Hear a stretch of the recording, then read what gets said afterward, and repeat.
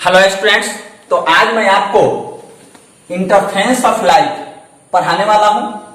Interference of light का हिंदी होता है प्रकाश का व्यतिकरण, और इसका कुछ मुख्य पॉइंट है उसे मैं पहले बता देने का कोशिश करूंगा। जैसे सुपरपोजिशन प्रिंसिपल। सुपरपोजिशन प्रिंसिपल का हिंदी होता है अध्यारोपण का सिद्धांत। क्या होता है? अध्यारोपण का सिद्धांत। इसे जानने के लिए हम सबसे पहले क्या करते हैं, दो तरंग लेते हैं। कितने तरंग लेते हैं? दो तरंग। देखिए, यह एक वेव है, यह एक क्या है? तरंग है। यहां से यहां तक का जो विस्थापन होता है, मेरे कहने का मतलब है तरंग का अधिकतम विस्थापन जो होता है उसे आयाम हम कहते हैं। ऐसे यह अधिकतम विस्थापन है, तो इसे हम y1 के द्वारा डिनोट कर देते हैं। अब क्या करते हैं, इसी के साथ एक दूसरा हम वेव लेते हैं, ऐसे लेते हैं। याद रखेंगे बच्चे, यह क्या होगा, यहां से इसका जो अधिकतम विस्थापन है उसे हम y2 लिख लेते हैं। क्या लिख लेते हैं? y2 लिख लेते हैं। तो आप यह देखिए, इसे आप जानते हैं हम क्रिस्ट कहते हैं, इसको टफ कहते हैं। यह हिंदी में इसे श्रिंग कहते हैं और इसे गर्त कहते हैं। अब यह देखिए, इसका सुपरपोजिशन प्रिंसिपल जानने के लिए इस दोनों के परिणामी को अगर हम y ले लेते हैं तो यह y इक्वल टू होता है y1 प्लस y2। क्या होता है? y1 प्लस y2, जिसका वेक्टर होता है। अब इसे हम परिभाषित कर देते हैं। देखिए, परिभाषित कैसे करेंगे? इससे इस समीकरण को अगर आप याद रखते हैं तो परिभाषित करने में कोई प्रॉब्लम नहीं होगा। देखिए, इसे परिभाषित कर सकते हैं सुपरपोजिशन प्रिंसिपल के अनुसार। किसी समय किसी कण का परिणामी विस्थापन दो या दो से अधिक तरंगों के कणों के पृथक पृथक विस्थापनों के सदिश योगफल के बराबर होता है। पृथक पृथक विस्थापनों के सदिश योगफल के बराबर होता है, जिसे हम क्या कहेंगे? सुपरपोजिशन प्रिंसिपल कहेंगे। अब देखिए, यहां तो दो क्या था? वेव था, दो तरंग था। अगर दो से अधिक तरंग होता, मान लीजिए 3 होता, तब क्या होता? फिर भी इसका परिणामी विस्थापन जो y है वह होगा y1 प्लस y2 प्लस क्या होगा? y3 प्लस आगे की तरफ होता चला जाएगा, लेकिन यह सदिश योगफल होगा। यह तो हो गया आपका सुपरपोजिशन प्रिंसिपल। यह सुपरपोजिशन प्रिंसिपल दो तरफ से होता है। कितने तरह से होता है? दो तरह से होता है। देखिए, उन दोनों को भी मैं समझा रहा हूं। दो तरह से जो होगा, एक होगा, पहला होगा कंस्ट्रक्टिव। क्या होगा? Constructive superposition. Constructive superposition constructive का हिंदी होगा संपोषी अध्यारोपण। इसमें क्या होता है, इसे भी पहले हम फिगर बना करके समझाना चाहेंगे। यहां होता है, मान लीजिए कि यह तरंग जो दिया गया है इसे हम ऐसे दिखाते हैं। यह ऐसे क्या है? ऐसे। अगर इस तरंग को इसके साथ हम ऐसे करें तो निश्चित रूप से यह जो होगा, यह आपका, यह तो y2 है। क्या है? y2 है। और यह क्या है? y1। तो आप देखिए, यहां पर जब यह तरंग ऊपर नीचे करता रहेगा तो निश्चित रूप से यह y2 को y1 चाहेगा हम ऊपर की तरफ ले जाए, तो इसका परिणामी जो होगा ऐसे बन जाएगा। इसका परिणामी यह हो जाएगा। तो परिणामी हो जाएगा मतलब यह क्या होगा? y होगा, और यह y दोनों के योगफल के बराबर होगा। y1 और y2 होगा। यह मैं आपको बताया हूं कि ऊपर वाले को हम क्या कहते हैं, श्रिंग कहते हैं, इसे क्या कहते हैं, गर्त कहते हैं।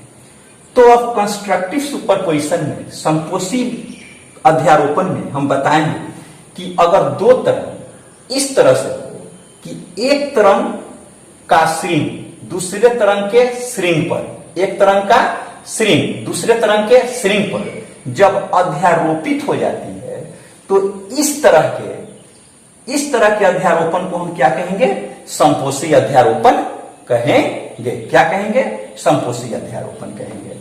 और इसमें क्या होता है, इसका आयाम बढ़ जाता है। क्या होता है, आयाम बढ़ जाता है और तीव्रता भी बढ़ जाता है, उसे भी हम दिखाएंगे। तो यह हो गया कंस्ट्रक्टिव। फिर दूसरा का होता है डिस्ट्रक्टिव। क्या होता है, डिस्ट्रक्टिव। यहां दिखाते हैं, डिस्ट्रक्टिव सुपरपोजिशन। मन से देखेंगे बच्चे, बहुत ही अच्छा टॉपिक है डिस्ट्रक्टिव। देखिए, इसके नाम से कंस्ट्रक्टिव मतलब जोड़ने का काम करता है। कंस्ट्रक्टिव का मतलब क्या हुआ, जुटना। और इसके नाम से यह डिस्ट्रक्टिव है, इसका मतलब है तोड़ना। इसका हिंदी होता है विनाशी अध्यारोपण। क्या होता है, विनाशी अध्यारोपण। देखिए इसको हम कैसे बनाते हैं। यहां आप क्या करते हैं, फिर उसी तरह से हम एक वेव को ले लेते हैं। यह वेव है, यह वेव जो है आपका पहले से आप जान रहे हैं, यह y1 है आपका। क्या है, y1 है। दूसरा वेव हम ऐसे ले लेते हैं। यह जो आपका वेव है, यह क्या है, यह आपका y2 है। क्या है, y2 है। अब यह देखिए, इस स्थिति में यह, इसका आयाम अधिक है, इसका आयाम क्या है, कम है। इसका आयाम अधिक है, इसका क्या है, कम है। तो यह जो परिणामी होगा इसका, यह कम है और यह अधिक है, जिसके कारण इसका परिणामी यहां ऐसे होगा। क्या होगा, ऐसे होगा। यह इसका क्या कहलाएगा, परिणामी कहलाएगा। मतलब यह हो जाएगा y। तो y हो जाएगा। तो अब देखिए, यहां y इक्वल टू y1 तो होगा, क्योंकि ऊपर वाला क्या होता है, प्लस होता है, और नीचे वाला क्या होता है, माइनस होता है। तो यहां हो जाएगा प्लस देंगे और यहां माइनस क्या लिखेंगे, y2 लिखेंगे। अर्थात यह हो जाएगा y1 माइनस y2। यह क्या हो जाएगा, डिस्ट्रक्टिव के लिए हो जाएगा y equal to y1 minus y2। अगर इन बातों को आप समझ गए हैं तो आगे इसमें और थोड़ा हमको बताना है। समझ गए तो ठीक है, और नहीं तो आप निश्चित रूप से हमको बोलेंगे, मैं पुनः इसको समझाने का कोशिश करूंगा। आप इसे उतार लीजिए, ठीक है। मिटकाते हैं।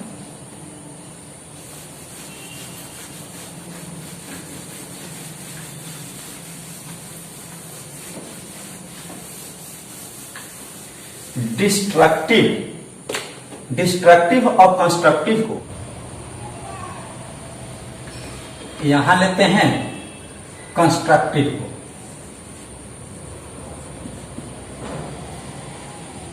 कंस्ट्रक्टिव सुपर कंस्ट्रक्टिव सुपरपोजिशन, और यहां लेते हैं डिस्ट्रक्टिव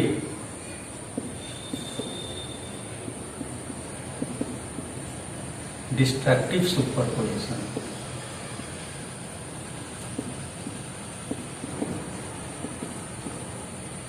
कंस्ट्रक्टिव और डिस्ट्रक्टिव, संपोषी से संपोषी कहेंगे, इसको विनाशी कहेंगे। देखिए दो तरंग हम लेते हैं इसके लिए। कितने तरंग लेते हैं, दो तरंग। इसे समझाने के लिए ऐसे ले लेते हैं। खूब मन से बुआ देखिएगा, यहीं पर बहुत चीज समझ जाएंगे। इसे बनाने के लिए पहले आप आसानी से यहां इसको समान दूरी पर इसे पॉइंटेड कर दीजिएगा और ऐसे बनाइएगा, ऐसे ऐसे ऐसे ऐसे फिर ऐसे। तो फिगर समझने में भी और देखने में भी आपका फिगर अच्छा होगा। यहां हम क्या करते हैं, एक स्क्रीन को ले लेते हैं, एक पर्दा को ले लेते हैं, ऐसे यह एक क्या है, पर्दा है। फिर दूसरी वेव को हम ऐसे लेते हैं, यहां ऐसे, यहां भी, यहां है 1, यहां 2 है, ऐसे है, ऐसे है। इसको हम ऐसे कर लेते हैं, ऐसे कर लेते हैं, फिर ऐसे कर लेते हैं, ऐसे कर लेते हैं, ऐसे। देखिए, खूब ध्यान से देखिएगा, यह जो है इसका क्रिस्ट है, यह ट्रफ है, क्रिस्ट है, ट्रफ है, क्रिस्ट है। तो यह हम देख क्या रहे हैं कि यहां इसका ऊपर का जो यह श्रिंग है, यहां भी श्रिंग है, यहां श्रिंग है, यहां भी श्रिंग है, यहां श्रिंग है और यहां श्रिंग है। मेरे कहने का मतलब होगा कि इस स्क्रीन पर, इस पर्दा पर दोनों श्रिंग आकर के क्या हुआ है, मिल गया है। दोनों श्रिंग कहां आकर के मिला है, पर्दा पर एक ही साथ मिला है, यहां और यहां। देखिए दोनों श्रिंग मिल गया है, कहां मिला, पर्दा पर मिला। तो यह होता है क्रिस्ट, यह क्रिस्ट, यह क्रिस्ट, टॉप टॉप, यह होगा यहां क्रिस्ट, यहां क्रिस्ट, यहां क्रिस्ट, यह टॉप, क्या टॉप। मतलब श्रिंग श्रिंग पर, श्रिंग श्रिंग पर, श्रिंग श्रिंग पर, गर्त गर्त पर और गर्त गर्त पर जब अध्यारोपण होगा, इसके अनुसार जो परिणामी तरंग होगा उसे हम लोग कहेंगे कंस्ट्रक्टिव सुपरपोजिशन। तो देखिए इस स्थिति में होता क्या है, मैं आपको बताया हूं कि यह जो डिस्टेंस होगा, यहां से यहां तक का डिस्टेंस, यह अधिकतम विस्थापन है। क्या है, अधिकतम विस्थापन, तरंग का अधिकतम विस्थापन है, जिसे हम आयाम कहते हैं। क्या कहते हैं, आयाम कहते हैं। तो इसका आयाम और इसका आयाम दोनों प्लस में है, यह भी ऊपर है, यह भी ऊपर, ऊपर वाले को प्लस कहते हैं, नीचे वाले को माइनस कहते थे। यह भी प्लस और यह भी प्लस। तो जब इसका हम इंटेंसिटी निकालेंगे तो यह निकाल सकते हैं, इसका जब परिणामी आयाम निकालेंगे तो यह क्या हो जाएगा, इंटेंसिटी। आप जानते हैं कि इंटेंसिटी डायरेक्टली प्रोपोर्शनल होता है आयाम के स्क्वायर के। तो यह हम लिख सकते हैं इसको, यह आई प्रोपोर्शनल, यहां इसको हम क्या करेंगे, ऐड करेंगे। यदि इसके आयाम को हम ए ले लें और इसके आयाम को भी ए ले लें, तो ए और ए को हम क्या करेंगे, जोड़ देंगे। क्या करेंगे, जोड़ देंगे। तो यहां हो जाएगा ए प्लस ए का होल स्क्वायर। यह क्या हुआ, परिणामी आयाम हुआ, दोनों प्लस में है इसलिए हमने इसको जोड़ा। तब यह हो जाएगा आई प्रोपोर्शनल 2a का स्क्वायर। क्या हो जाएगा, 2a का स्क्वायर। अब इसको थोड़ा सा और आप आगे बढ़ा देंगे तो यह हो जाएगा I intensity I equal to 4a का स्क्वायर। मेरे कहने का मतलब होगा कि अगर संपोषी अध्यारोपण होगा, क्या होगा, संपोषी अध्यारोपण होगा, तो इसका जो तीव्रता होगा, इंटेंसिटी होगा, वह 4 गुना बढ़ जाएगा। क्या बढ़ जाएगा, इसका जो आपका इंटेंसिटी होगा वह कितना बढ़ जाएगा, 4 गुना बढ़ जाएगा। किसमें, जब संपोषी अध्यारोपण होगा। तो आप खूब ध्यान से सुनेंगे कि संपोषी अध्यारोपण इंटेंसिटी क्या होता है, बढ़ जाता है। जैसा कि मैं आपके यहां कैलकुलेशन करके बताया हूं कि यह इंटेंसिटी क्या होगा, 4 गुना बढ़ गया। किसमें, सुपरपोजिशन, कंस्ट्रक्टिव सुपरपोजिशन में। अब देखिए इसी बात को मैं यहां लेकर आता हूं डिस्ट्रक्टिव में। एक बात यहां ध्यान दीजिए कि यहां से जब यह शुरू हुआ तो इसका श्रिंग और इसका श्रिंग ऊपर है, इसका टफ, इसका मतलब इसका गर्त और इसका गर्त यहां है। यह आप ध्यान में रखेंगे। यदि हम क्या करते हैं, इसको यहां ला देते हैं, मतलब इस पॉइंट को यहां ला देते हैं, तो उस समय भी कंस्ट्रक्टिव सुपरपोजिशन ही होगा। केवल इसका फेज यहां चला है, लेकिन इसका जो गर्त होगा नीचे होगा, इसका जो आपका श्रिंग होगा ऊपर होगा, फिर गर्त नीचे होगा, श्रिंग ऊपर होगा। तो यह अगर यहां लाते हैं तो अभी भी कंस्ट्रक्टिव ही होगा। लेकिन डिस्ट्रक्टिव में आप देखिए किस तरह से होता है। यहां हम क्या करते हैं, फिर 2 सोर्स ले लेते हैं। क्या लेते हैं, 2 सोर्स, जिससे 2 तरंग निकलता है। ऐसे इसको करते हैं, ऐसे नहीं, ऐसे ऊपर से ही लेते हैं। इसको ऐसे लेने के बाद हम इसको ऐसे करते हैं, ऐसे ले लेते हैं, फिर यह ऐसे हो गया, ऐसे हो गया, ऐसे हो गया, और यहाँ ऐसे हो गया। यहाँ पर हम स्क्रीन को ले लेते हैं ऐसे, यह आपका पर्दा है। यहाँ मन से देखिएगा, सब समझ में आ जाएगा। यहाँ फिर हम क्या करते हैं, दूसरा वेव लेते हैं, लेकिन इसको हम थोड़ा सा बदल देते हैं। क्या करते हैं, ऐसे ले लेते हैं,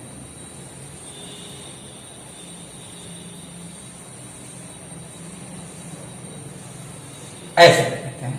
तो इसे अब ले लेते हैं, तो आप जानते हैं यह आपका क्या है, आयाम है। यह आपका क्या है, आयाम है, ए है। परंतु यह प्लस है और यह क्या है, माइनस है। यह माइनस है, यह प्लस है, यह प्लस है, यह माइनस है, प्लस है, माइनस है, माइनस है, यह क्या है, प्लस है। तो यहां पर जब हम परिणामी आयाम निकालेंगे तो आपको बताए हैं इस स्क्रीन पर ऐसे क्या होगा, यहां दोनों इसका श्रिंग मिल रहा है और इसका क्या हो रहा है, गर्त मिल रहा है। मतलब एक तरंग का इस पर्दे पर श्रिंग आ रहा है और एक क्या आ रहा है, गर्त आ रहा है। तो इस स्थिति में जब हम निकालेंगे तो यहाँ आई प्रोपोर्शनल होगा ए का स्क्वायर, हम बताए हैं आपको। यह होता है आई डायरेक्टली प्रोपोर्शनल होगा। यहाँ क्या हो जाएगा, यह ए है और यह भी क्या है, ए है, परंतु यहाँ है ए माइनस ए का होल स्क्वायर। यह क्या हो जाएगा, यह जीरो हो जाएगा, अर्थात आई इक्वल टू क्या हो गया, जीरो हो गया। इससे यह स्पष्ट होता है, क्या होता है, स्पष्ट होता है कि जब विनाशी अध्यारोपण होगा तो इसकी तीव्रता क्या हो जाएगी, शून्य हो जाएगी, और इसकी तीव्रता क्या हो जाएगी, 4 गुना बढ़ जाएगा। तो अब फिर से सुन लीजिए, विनाशी अध्यारोपण में वैसा अध्यारोपण जिसमें श्रिंग गर्त पर, किस पर, श्रिंग गर्त पर अध्यारोपित हो जाती हैं, तो उसे हम क्या कहेंगे, विनाशी अध्यारोपण कहेंगे। लेकिन यहां सुन लीजिए, जब श्रिंग पर और गर्त पर अध्यारोपण होगा तो उसे हम लोग क्या कहेंगे, कंस्ट्रक्टिव कहेंगे। बच्चे यह जरूर आप याद रखेंगे कि कंस्ट्रक्टिव में जो उसका तीव्रता होता है, इंटेंसिटी होता है, वह 4 गुना बढ़ जाता है, और इसमें इसका इंटेंसिटी क्या हो जाता है, 0 हो जाता है। जिसके कारण यहां जो इस पर्दे पर जो दिखाई देगा, यहां ब्राइट दिखाई देगा और यहां क्या दिखाई देगा, डार्क दिखाई देगा। तो बच्चे इसके अलावे भी कुछ प्रकाश के व्यतिकरण में पॉइंट्स है जिसे भी मैं बता देना चाहता हूं, तो आइए उसे भी मैं बताता हूं। इसमें पॉइंट इंपॉर्टेंट है जिसे भी मैं बता देता हूं, इसको मिटकाकर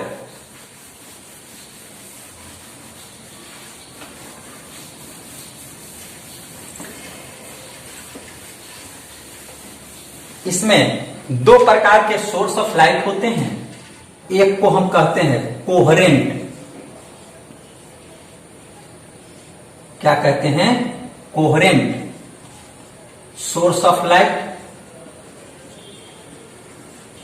सोर्स ऑफ लाइट। इसे कहते हैं कला संबंध स्रोत, हिंदी में क्या कहते हैं, समान कला संबंध स्रोत। इसमें होता क्या है, इसे परिभाषित करने के लिए यह जानिए कि वैसा 2 प्रकाश स्रोत जिसका आवृत्ति मतलब तरंगों की आवृत्ति समान हो, तरंगों की आवृत्ति क्या हो, समान हो, उनका तरंग दैर्घ्य भी समान हो तथा समान कालांतर में भी हो, उसे हम कहते हैं कोहेरेंट सोर्स ऑफ लाइट। देखिए, इसे समझाने के लिए एक हम क्या करते हैं, प्रकाश स्रोत यहां ले लेते हैं। तो देखिए यहां पर एक प्रकाश स्रोत है, जैसा कि मैं पहले बता चुका हूं, प्रकाश स्रोत से वेव फ्रंट निकलता है, मतलब तरंगार्घ निकलता है। तो यहां से तरंगार्घ ऐसे निकलेगा, ऐसे यह तरंगार्घ निकलेगा, इस तरह से यह तरंगार्घ। यहां क्या करते हैं, हम इस तरह से स्लिट्स ले लेते हैं, ऐसे यहां पर छिद्र है, ऐसे ले लेते हैं। इस तरह से हम क्या करते हैं, स्लिट्स ले लेंगे तो हम देखेंगे क्या, ऐसे यह स्लिट्स है, यहां छिद्र है और यहां भी छिद्र है। तो प्रकाश यहां से निकल करके ऐसे आएगा, ऐसे आएगा, चूंकि यह स्लिट्स यहां से जितना दूरी इसका है उतना ही दूरी यह है, तो यहां से जो निकलेगा प्रकाश वह कोहेरेंट सोर्स ऑफ लाइट की तरफ होगा। यहां से निकलेगा यह कोहेरेंट सोर्स ऑफ लाइट का यह क्या है, उदाहरण है। अगर यहां पर्दा रख दिया जाए तो पर्दे पर हमें जो प्रकाश मिलेगा वह चमकीला मिलेगा। इस तथ्य को हम एक प्रयोग के द्वारा भी समझा सकते हैं, जिसे हम कहते हैं कंपनमान सुई का प्रयोग। तो देखिए उसे हम किस तरह से बनाते हैं। यहां दो सुई हम ले लेते हैं इस तरह से, ध्यान से आप देखेंगे और समझेंगे भी ध्यान से। ऐसे सुई ले लेते हैं,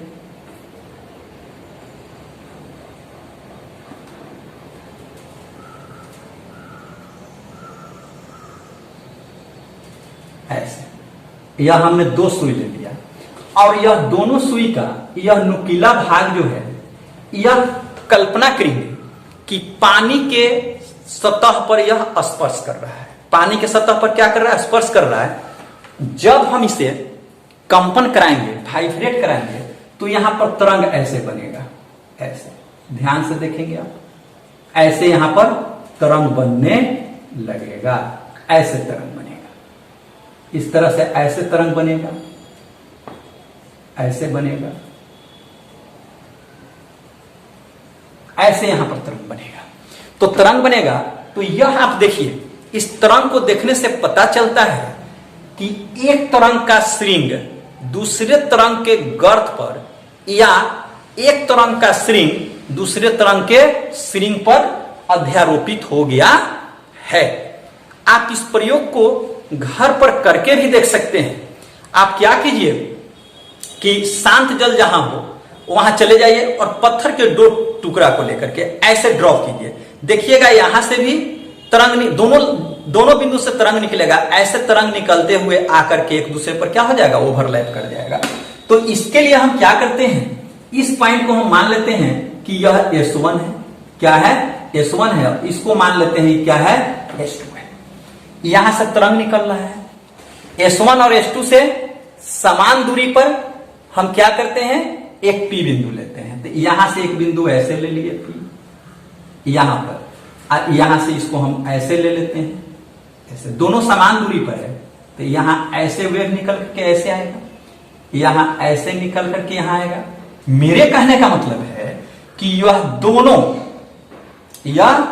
दोनों जो तरंग होगा समान दूरी तय करके कहां पहुंच रहा है, P पर पहुंच रहा है। इसका मतलब है कि यह होगा S1P इक्वल टू S2P।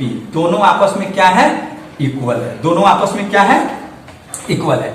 यदि इसका विस्थापन y1 और y2 होता तो इसके लिए y बराबर हम आपको बताए हैं, y इक्वल टू होता है y1 प्लस y2।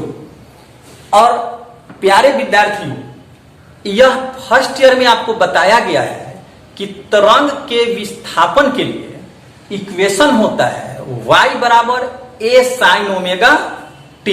क्या होता है, y बराबर a sin ओमेगा t। तो इस दोनों तरंगों के विस्थापन को हम लिखेंगे तो इसे लिख सकते हैं a sin ओमेगा t। क्या लिख सकते हैं, a sin ओमेगा t, जहां a आयाम होता है और t क्या होता है, समय होता है।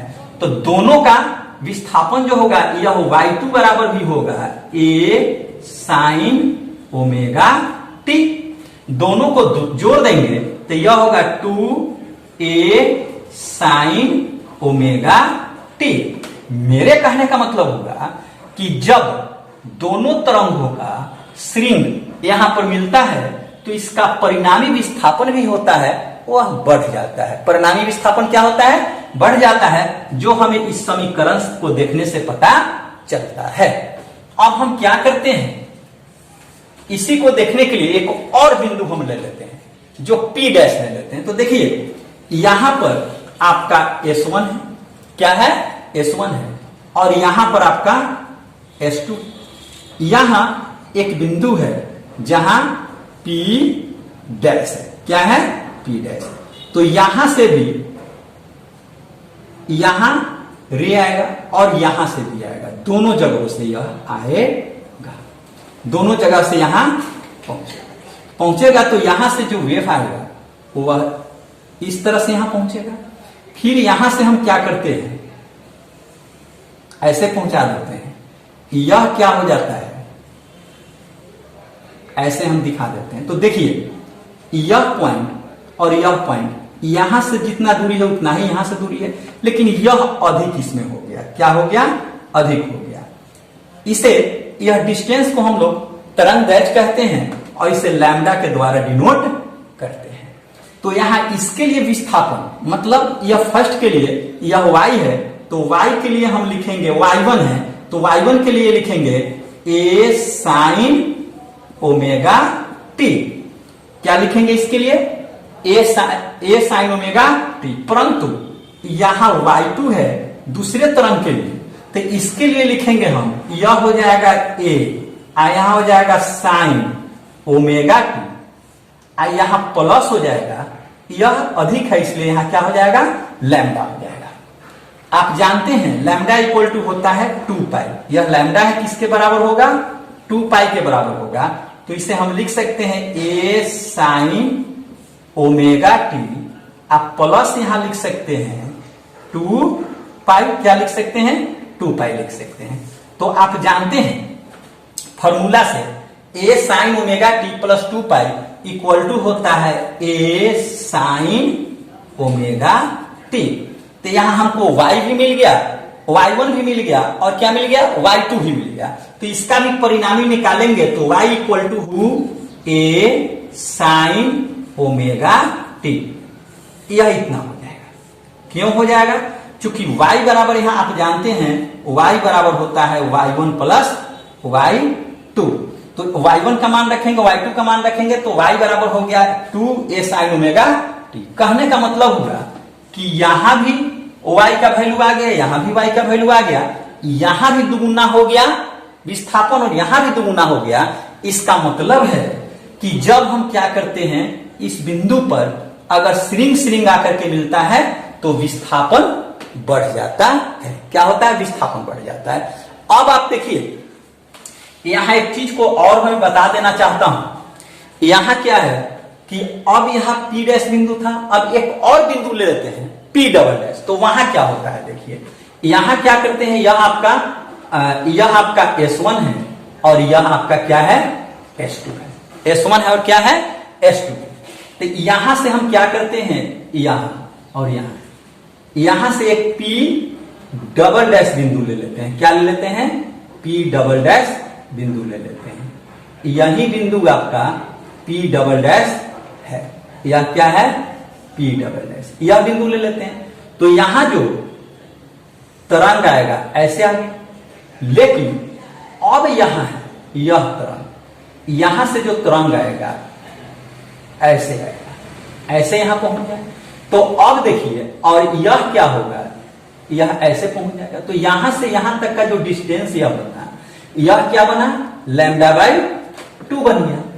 तो लैम्डा बाई 2 बन गया। तो देखिए अब इसका श्रिंग इसके गर्त के निकट है, मतलब यह अपोजिट है। क्या है, अपोजिट है। तो इस स्थिति में हम इसको लिख सकते हैं, यहां इसके लिए y इक्वल टू क्या होता है, a साइन ओमेगा टी। क्या होगा, a साइन ओमेगा टी होगा। y1 इक्वल टू, लेकिन यहां y2 जब हम निकालेंगे तो यह हो जाएगा a साइन ओमेगा टी, आप प्लस हो जाएगा पाई बाई 2, यह लैम्डा बाई 2, तो लैम्डा बाई 2 हो जाएगा। तो लैम्डा बाई 2 क्या होता है, 2 लैम्डा, 2 पाई होता है। तो 2 कट जाएगा तो क्या बचेगा, पाई बचेगा। मतलब इसको हम लिख सकते हैं 2 पाई बाई 2। तो 2 कट जाएगा तो यहां क्या बचेगा, पाई बचेगा। अब क्या है, यह फॉर्मूला में आप देखेंगे, इसे फॉर्मूला के द्वारा निकालेंगे तो यह इसका वैल्यू होता है minus a sine omega T, इतना होता है। तो प्यारे बच्चों अब आप देखिए यहां y2 भी निकाल लिए और y1 भी निकाल लिए। तो यहां से आप जानते हैं जब परिणामी निकालेंगे तो क्या होगा, y इक्वल टू होगा y1 प्लस y2। यहां y1 का मान रखेंगे इसको, y2 का मान रखेंगे इसको, तो कितना आ जाएगा, 0 आ जाएगा। क्या आ जाएगा, 0 आ जाएगा। इससे स्पष्ट होता है यहां भी स्पष्ट होता है कि जब तरंग का श्रृंग गर्त पर होता है और गर्त पर श्रृंग होता है, इस तरह अध्यारोपण होगा तो इसका परिणामी विस्थापन क्या होगा? शून्य होगा। और यहां आप देखने से पता चलता है कि श्रृंग श्रृंग पर होगा, श्रृंग श्रृंग पर होगा तो यह क्या होता है? परिणामी विस्थापन बढ़ जाता है। यह इसे क्या कहते हैं? कोहेरेंट सोर्स ऑफ लाइट में ऐसा होता है। लेकिन यहां यह क्या होगा? विनाशी होगा और यह दोनों में क्या होगा? संपोषी अध्यारोपण होगा। इसके लिए अब इसके बाद एक और प्रकार है इसका, जिसे हम कहते हैं इनकोहेरेंट सोर्स ऑफ लाइट। क्या कहते हैं? Incoherent source of light. Incoherent source of light को हम हिंदी में कहते हैं अकला संबंध स्रोत। तो यह देखिएगा, इसे हम मिटा देते हैं और फिर उसको लिखते हैं। ठीक है, मिटा देते हैं इसको।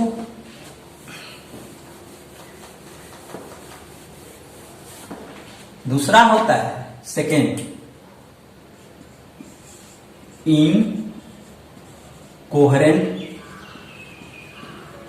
Incoherent source of light. Incoherent source of light दूसरा होता है, जिसको हम कहते हैं अकला संबंध स्रोत। तो यह देखिएगा, इसमें क्या होता है? इसका परिभाषा होता है कि वैसे दो तरंग के स्रोत जिनके आवृत्ति भिन्न भिन्न हो अथवा आवृत्ति समान हो परंतु कलांतर भिन्न भिन्न हो, तो ऐसे सोर्स को हम लोग कहते हैं इनकोहेरेंट सोर्स ऑफ लाइट। क्या कहते हैं? Incoherent source of light. Incoherent source of light से जो पर्दे पर प्राप्त होता है वह चमकीला नहीं होता है, वह क्या होता है? डार्क होता है। अगर इन सभी बातों को आप याद रखते हैं तो आगे पढ़ाने में हमको सुविधा होगी, आपको समझने में सुविधा होगा। तो प्यारे विद्यार्थियों, इन बातों को ध्यान में रखिएगा। फिर मैं आपसे अगले क्लास में